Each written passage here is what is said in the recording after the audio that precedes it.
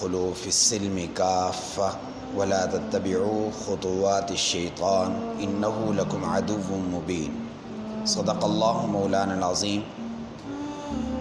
زیر درس آیہ کریمہ سورہ بقرہ کی آیت نمبر 208 ہے۔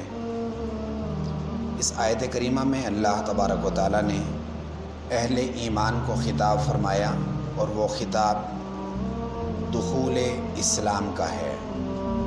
سوال یہ ہے کہ ایمان والے تو پہلے سے ہی اسلام میں داخل ہوتے ہیں، پھر اس کی کیا ضرورت پڑی؟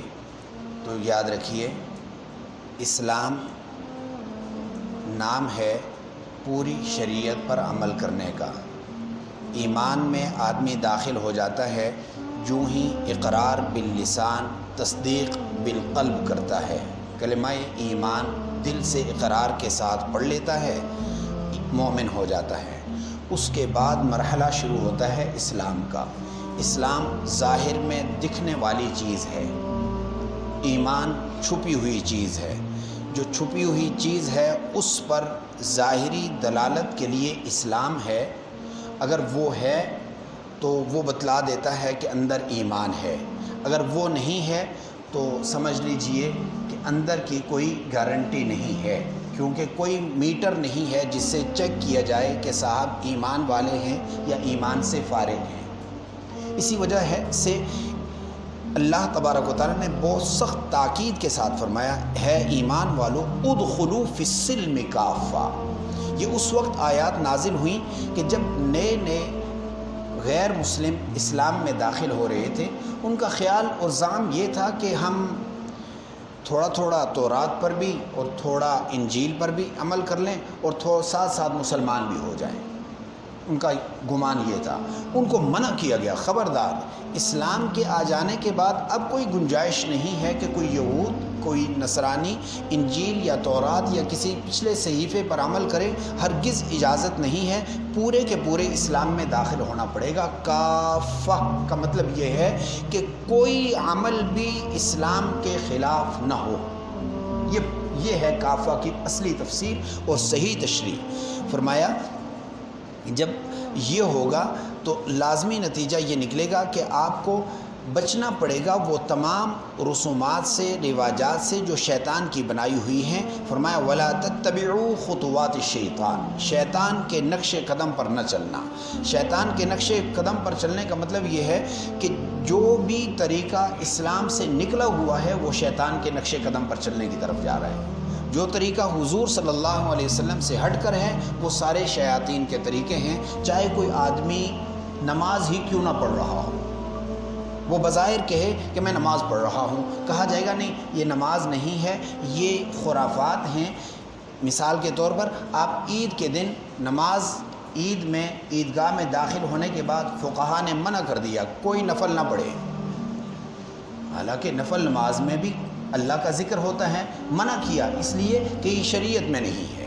کوئی آدمی روزہ رکھتا ہے تو روزے میں کہے کہ میں زیادہ مجاہدہ کرنا چاہتا ہوں، میں سحر سے پہلے کھا لیتا ہوں اور اس کے بعد میں عشاء تک لمبا کر سکتا ہوں روزہ، میرے اندر اتنی ہمت ہے، تو اسے کہا جائے گا کہ مغرب تک تو روزہ آپ کا اسلام والا تھا، وہاں افطار ہو جاتا تو ٹھیک تھا، اب جو تعدی کی ہے آپ نے، وہ روزے میں بدعت شامل کی ہے، اب یہ روزہ نہیں، یہ عذاب کا باعث بنے گا۔ تمام احکامات ایسے ہی۔ چنانچہ میرے بھائی ہمیں فرمایا گیا ہے کہ انہ لکم عدو مبین، یہ تمہارا کھلا دشمن ہے۔ اب ہم کرتے کیا ہیں؟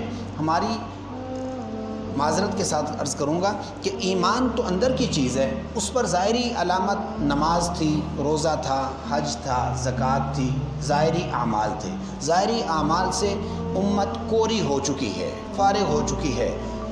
5%، 2% لوگ نمازی رہ گئے ہیں امت میں، مسلمانوں میں 2%، 4%، 5% لوگ نمازی ہیں، اور نماز جو سب سے اہم رکن ہے اس کی اگر یہ حصہ ہے تو باقی اعمال تو آپ خود ہی سمجھ سکتے ہیں۔ اور تمام اعمال کو جو صحیح شرعی اعمال تھے ان کو شیطان نے ورغلانے والی صورت میں ڈال دیا، جس کی وجہ سے آج پوری امت پریشان ہے۔ طرح طرح کے مسائل، مثال کے طور پر معاشرے میں ایک نیا کام نیا خاندان کی بنیاد جو رکھی جاتی ہے وہ شادی کے موقع پر رکھی جاتی ہے. اب وہ شادی کا موقع کس طرف لے جایا گیا کہ اب یہ دیکھا ہی نہیں جاتا کہ آیا میں جس جگہ پر شادی کرنے جا رہا ہوں وہ میرے آئندہ نسل کے لیے، خاندان کے لیے بہتر ہے یا نہیں ہے. وہاں سے ہی بگاڑ شروع ہو جاتا ہے. اور وہ بگاڑ ایسا شروع ہوا کہ ہماری جو گھر کی درسگاہیں ہیں، گھر کی درسگاہیں جس کو ہم LED اور ٹی وی کی جو سکرین کہتے ہیں، وہ درسگاہ ہے جس کے لیے والدین بچے سارے ٹائم نکال کر کے اس کے سامنے بیٹھتے ہیں، دو زانوں بیٹھتے ہیں، بڑے ادب سے، خاموشی سے، انہماک سے، کام سے فارغ ہونے کے بعد بیٹھتے ہیں کہ آج یہ ڈرامہ دیکھنا ہے. اس ڈرامے میں ہے کیا؟ اس ڈرامے میں یہ دکھایا گیا کہ ایک لڑکا ایک لڑکی کے ساتھ غلط عشق کیسے کرتا ہے، اس سے تعلق کیسے قائم کرتا ہے. اس کا نتیجہ کیا ہے؟ اس کے اثرات ہمارے معاشرے میں یہ ہیں، آئے دن طرح طرح کی ویڈیوز سامنے آ رہی ہیں کہ فلاں ملک سے ایک خاتون آئی ہے اور اس کے ساتھ فلاں لڑکے کی فیس بک پر، یوٹیوب پر، فلاں جگہ پر دوستی ہوئی، وہ آ گئی.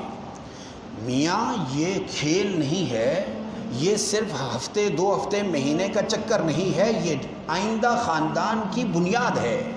اس کے لیے پوچھا نہیں ہے کہ آیا یہ حلال بھی ہے یا نہیں. سیدنا فاروق اعظم رضی اللہ تعالیٰ عنہ کے زمانے میں حضرت حذیفہ ابن الیمان بڑے معتبر صحابی ہیں، انہوں نے ایک یہودیہ سے شادی کر لی. سیدنا فاروق اعظم رضی اللہ تعالیٰ عنہ کو پتہ چلا، فرمایا کہ اس کو فوری طلاق دے. جو ہی علم آیا، خط لکھا اور کہا یہ خط پڑھنے کے بعد چھوڑنے سے پہلے اس کو طلاق دینی ہے اور طلاق دے کر اس کو فارغ کر دینا ہے. امیر المومنین ہیں، خلیفہ دوم ہیں، مجال نہیں کہ اس کے خلاف ہو، لیکن یہ بھی معتبر صحابی ہیں، قداور شخصیت ہیں. انہوں نے آگے سے لکھا کیا یہ میرے لیے حرام ہے؟